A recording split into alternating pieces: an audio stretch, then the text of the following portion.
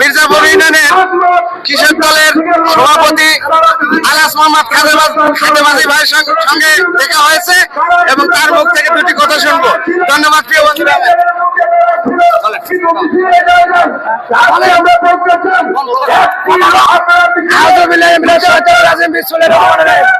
বাংলাদেশ জাতীয়বাদী কৃষক দলের সাংগঠনিক সম্পাদক আমি মোহাম্মদ শরীফ আমরা এই রাজপথে আন্দোলন সংগ্রাম করছি, লড়াই সংগ্রাম করছি। আমরা আগামী দিনে দেশের আহ্বান তারেক রহমানের শক্তিশালীর লক্ষ্যে আমরা আগামী দিনে জানি সুন্দর একটা বাংলাদেশ আমরা উপহার দিতে পারি।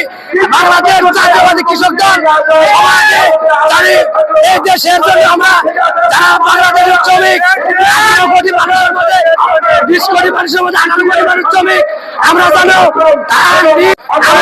যারা আছি তারা ইনশাল্লাহ দরিদ্র অসহায়ের পাশে যা দাঁড়াতে পারি এ বলে আমার বক্তব্য এখানে শেষ করছি।